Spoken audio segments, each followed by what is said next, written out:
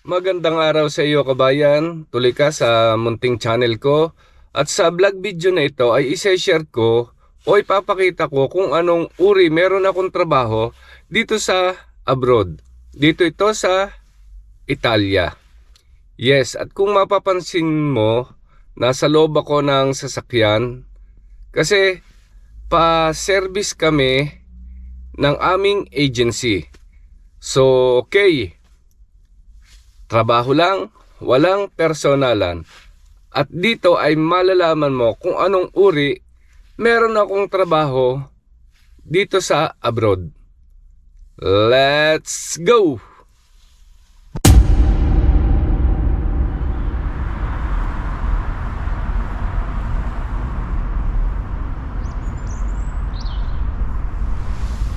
Okay, bale ito ang service kong sasakyan na ginagamit papunta lagi sa aking trabaho. Bale ang trabaho ko ay nasa disinfestazione o deratizzazione. Ibig sabihin kami yung mga nagko-control ng mga sa mousetrap, disinfectant ang tawag ko sa English. Pero dito nga tayo sa bansang Italia, ang tawag nila dito ay disinfestazione o deratizzazione. Nagko-control kami ng mousetrap at naglalagay kami ng pain. So papakita ko sa iyo kung paano o anong uri meron akong trabaho dito. Kung papakinggan mo parang nakakatakot o madumi kasi yun nga, daga o mouse. So nung una medyo natatakot nga ako, nag-aalala kasi medyo bago ako sa trabahong to. Pero nung malaman ko kung paano ang procedure ng trabahong to, ay nagustuhan ko na rin. So ayan, nasa tapat ako ng condominium na yan o bahay. Sa palibot niyan may mga naka-designate na mousetrap akong inilagay dyan. So papakita ko ang sample.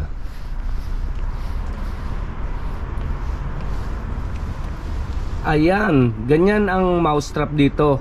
Medyo madumi na kasi kapag umuulan nagagabukan siya. Nililinis ko din naman yan.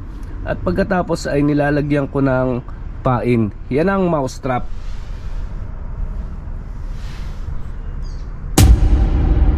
So bale palibot yan at isa-isa kong kinokontrol o chinecheck kung meron pang natitirang pain dun sa loob. So lilibutin ko lang yan. Mula doon mag-uumpisa ako hanggang dun sa bandang dulo sa may likod. Okay. So ayan, nakita mo, nalaman mo kung ano merong uri ako ng trabaho dito. Okay naman dito. So, trabaho lang, walang personalan.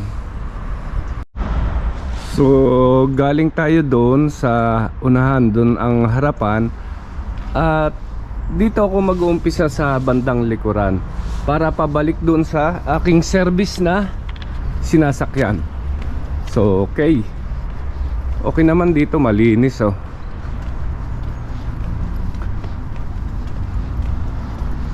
Tara, doon tayo sa bandang likuran. Doon tayo mag-uumpisa.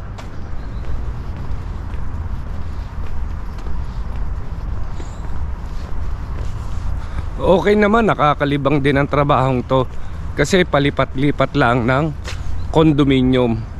Hindi lang ito, kundi maraming condominium ang aking pinupuntahan. Bale, sample lang to ha. Kung ipapakita ko, abuti na maghapon, hahaba ang video. So, pakita ko lang sa inyo ang sample na to. So, ayan, nasa likuran tayo. Doon tayo galing sa bandang dulo doon. Yun ang harapan. At dito, ito ang likuran. May naka-designated na mousetrap dyan. Ayan o.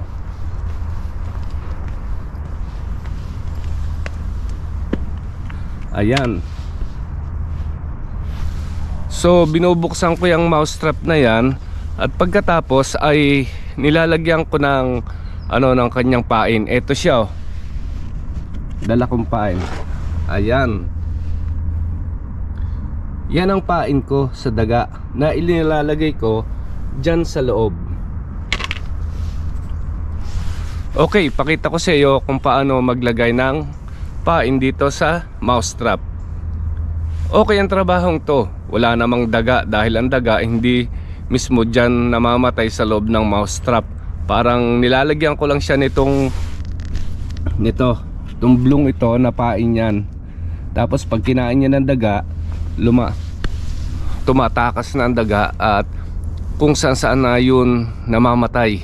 Pero hindi mismo dito sa mousetrap. So okay, pakita ko na rin kung paano maglagay ng pain sa mousetrap. At yun, checkin natin.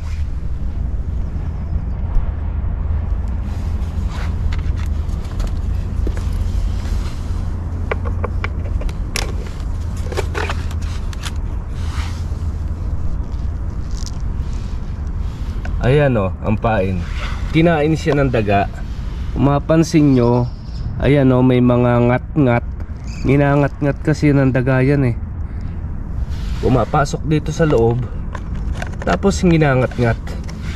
Tapos to nililinis ko to. Naalis ko to mga dahon. Ayan, di ba ang dali lang trabahong to.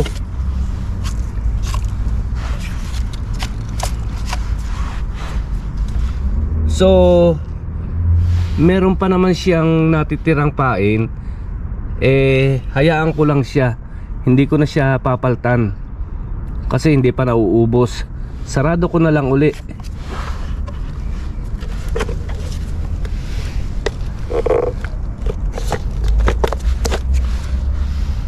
Okay. So okay pa ang isang mousetrap na ito. Bale, madami to, nakapalibot sa condominium, sa garden. So checkin ko na rin yung ibang mousetrap. May mga pagkakataon na yung mga mousetrap ko ay nasisira, katulad ng isang to. Ayan, mapansin mo, nabasag to. Kasi ang mga gardener o jardinero o hardinero, kapag nagtatabas ng mga damo, tinatamaan itong ating mousetrap. So ayan, nabasag siya. Kailangan palitan ko siya ng bago kasi delikado to. Kaya nga dapat checkin ko to lahat. So kailangan kong palitan to. Punta lang ako sa aking service na sasakyan para kumuha ng isang o panibagong mousetrap para palitan natin to.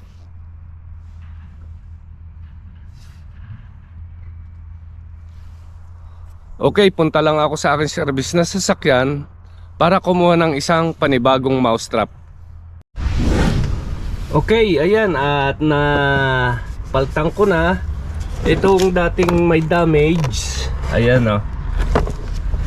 At may number 6 kasi by number yan. Diyan ko nalalaman kung ilang mousetrap meron ako. So ito, number 6, 6 na mousetrap. Okay, lagay ko lang to dun sa kanyang pwesto kung saan kinuha natin to, dun sa may garden. Iwanan ko to dito sa sasakyan. At ito, dadaling ko naman dun. Okay, ganyan ang buhay ko dito sa abroad. Simple lang, hindi ko kinahihiya ang trabaho na to. Okay naman to. Medyo bago lang ako dito sa trabaho to. Hindi lang ito ang mga naging trabaho ko. Madami na ako naging trabaho dito sa abroad. So, nagtry ako dito para subukan ko kung anong meron dito. Parang adventure, nagtatrabaho ka pa. So, okay, tuloy lang. Ang trabaho lang, walang personalan. Okay, so balik tayo dun sa pwesto para ilagay natin itong mousetrap. dun sa kanyang pwesto dun sa bandang likuran.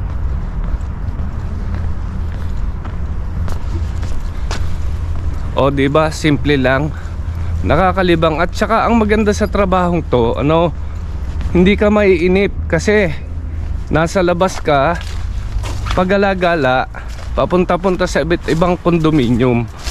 So hindi ka laging naka-stay in. Okay, dito na tayo sa pwestong to, kung saan dito natin kinuha yung nasirang mousetrap. At ilagay naman natin siya dito sa kanyang pwesto. Tapos lalagyan ko lang to ng cola. Kakapit ko dito para hindi siya matanggal. May dala ako ditong ayan silicone. Ikakapit ko dito para hindi siya matanggal.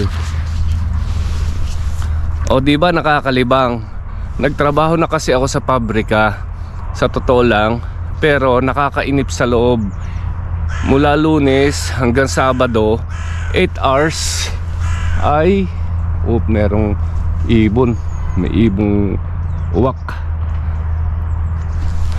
Okay, nagtrabaho din ako sa pabrika 8 hours, Lunes hanggang Sabado, pero nakakainip. Yun na nang iyon araw-araw. So nagpalit ako ng trabaho. Sabi ko yung medyo may adventure naman, medyo outdoor ang trabaho, nasa labas, para mas free ang iyong isip at katawan. Hindi ka lagi nakapix dun sa machine o sa pabrika na yung tinatrabaho. Samantalang dito sa bago kong trabaho ay libreng-libre ka. Ako na ang magde-decide ng trabaho ko kung ano ang dapat gawin. So okay, tuloy lang uli. Okay, ayan, nalagyan ko na ng silicone. Hayaan ko na lang na tumigas yan dyan para hindi maalis dito sa kanyang pwesto itong mousetrap. So nilagyan ko nitong silicone. Nilagyan ko siya ng silicone para hindi na siya maalis sa kanyang pwesto. Hayaan ko na lang na tumigas. So balik na lang uli ako dun sa aking service na sasakyan at pupunta naman ako dun sa ibang condominium. Bali, tapos ko na ang trabahong to. Hindi ko na lang ipinakita yung ibang mousetrap. Bali, mga ilang sample lang.